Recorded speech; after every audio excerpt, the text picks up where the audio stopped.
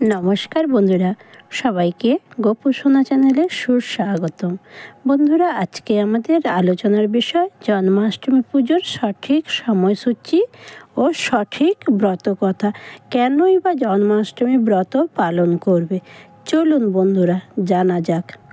কৃষ্ণ নিজেই বলেছেন গীতায়, কৃষ্ণ চায় না দামি কিছু, কৃষ্ণ চায় শুধু ভক্তি। তুমি একটা পাতা দিলেও যদি ভালোবেসে দাও, তাতে কৃষ্ণ খুবই খুশি। কৃষ্ণ কাছের মন থেকে কিছু দিলে, কেউ যদি কৃষ্ণকে মন থেকে কিছু দেয়, সেটি সবচেয়ে বড় পুজো। জন্মাষ্টমী পুজো হয় মধ্যরাত্রে, কারণ শাস্ত্রে বলা হয়েছে ভগবান শ্রীকৃষ্ণ ভাদ্র মাসে কৃষ্ণপক্ষে অষ্টমী তিথি রোহিণী নক্ষত্রে মধ্যরাত্রে জন্মলীলা পুজোটা শুরু হয়।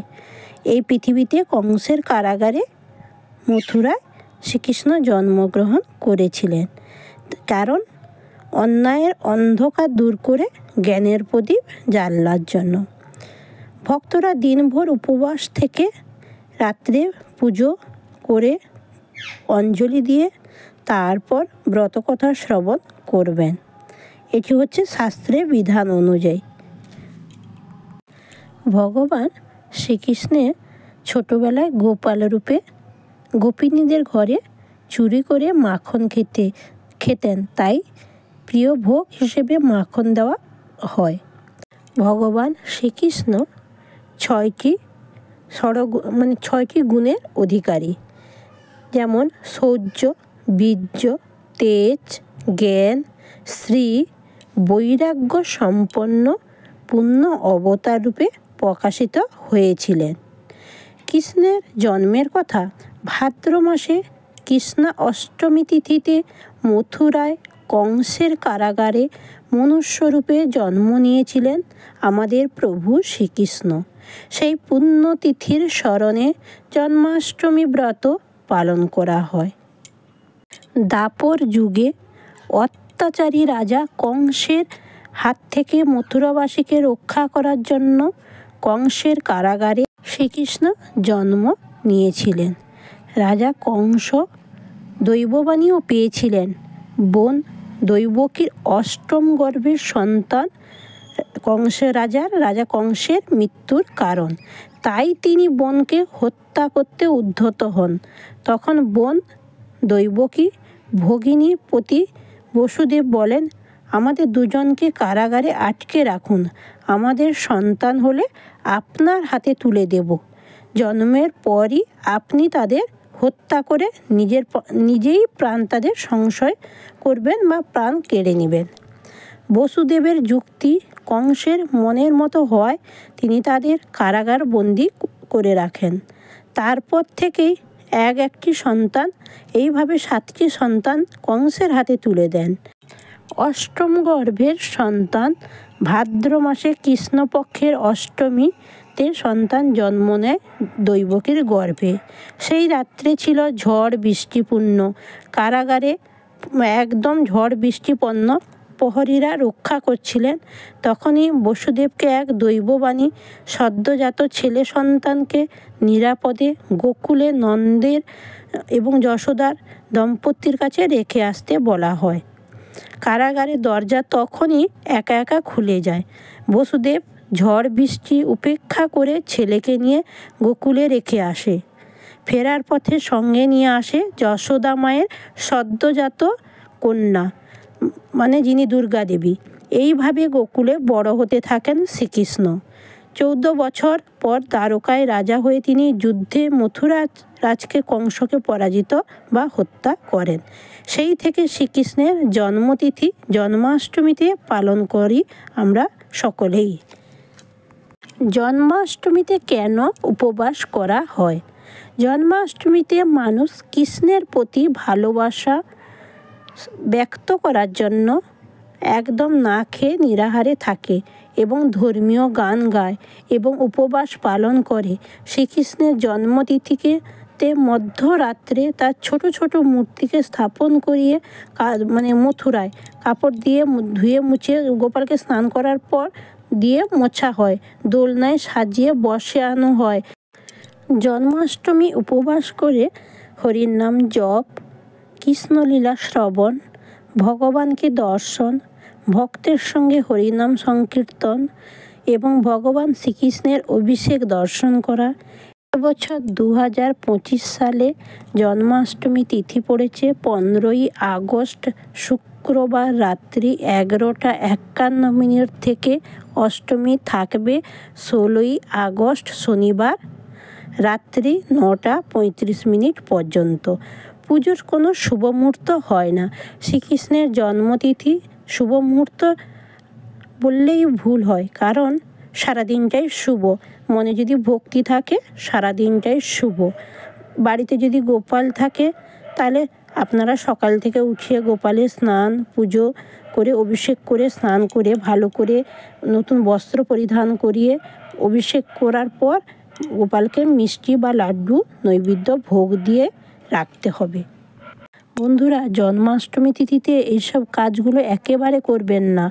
যেমন চুল কাটা, দাড়ি কাটা, নখ কাটা, সাবান দিয়ে মাথায় শ্যাম্পু করা, সাবান মাখা, এইসব একেবারে করবে না। কালো কাপড় পরিধান করা এগুলো একেবারে উচিত নয়। গোপালের প্রিয় খাবার হচ্ছে দুধ, দই, মাখন, মিষ্টি এবং মাটির প্রদীপ অবশ্যই রাখবেন ওতে, বা পিতলের প্রদীপ হলেও চলবে, এবং বাতির ডগায় কর্পূর দিয়ে আরতি করবেন। বন্ধুরা, বোঝা গেছে? আর গোপালের যে প্রিয় খাবার মাখন, এটা সকলেই জেনে আছে, কিন্তু তার পাশাপাশি নাড়ুও রাখবেন, লাড্ডুও রাখবেন।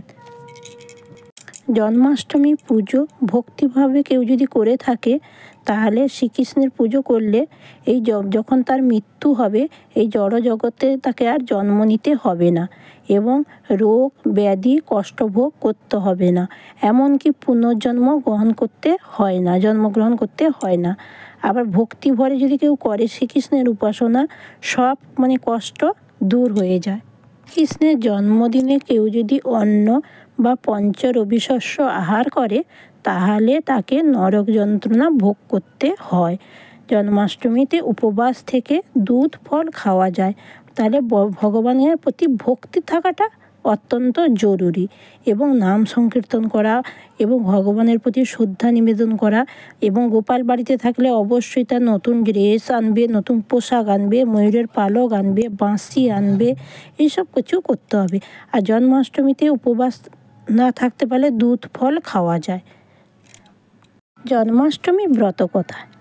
একদিন মুনিশ্রেষ্ঠ বশিষ্ঠের প্রতি সবিনয়ে প্রশ্ন করে দিলীপ ভূপতি, ভাদ্র মাসে কৃষ্ণপক্ষে অষ্টমী তিথিতে কেন কৃষ্ণ জন্ম নিলেন এই ধরণীতে?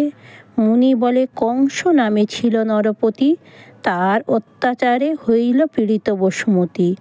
অপমানে বসুমতী সহ দেবগণ চলিল যথায় বিষ্ণুর অনন্ত শয়নে। বন্দনা করিয়া তবে কহে চতুরানন, অবধান কর প্রভু তুমি নারায়ণ।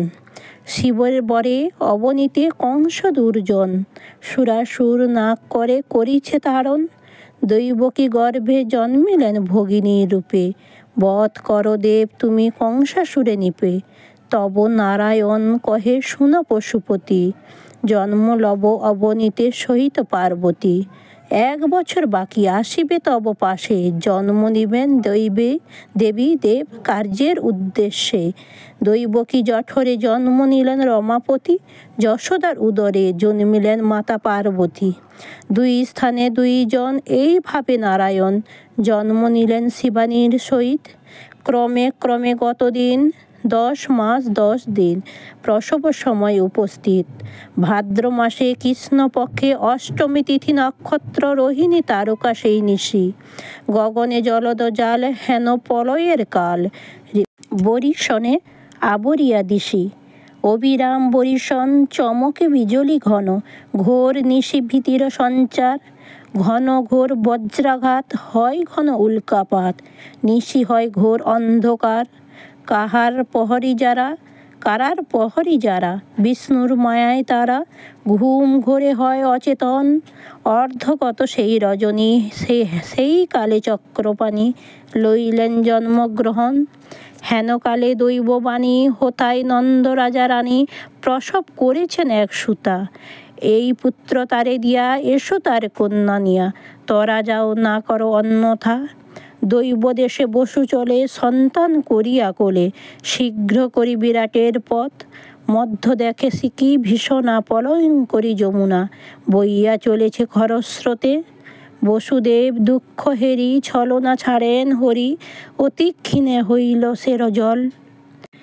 দেবী শিবা রূপ ধরে, পার হন ধীরে ধীরে, দেখি বসু ফিরে পায় বল। বসুদেব পুত্র কোলে নামিলেন নদীর জলে, ছলনা করিল নারায়ণ।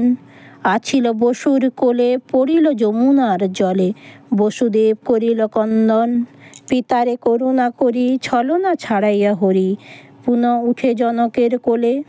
বসুদেব শীঘ্র চলে, পুত্র লইয়া কোলে, দুঃখে আঁখি ভাসে অশ্রু জলে। নন্দের আলয়ে গিয়া, যশোদারে সুতা দিয়া, কোলে লয় তনয়া তাহার। কন্যাকে লইয়া কোলে, গুপ্তভাবে শীঘ্র চলে, উপস্থিত হন কারাগারে।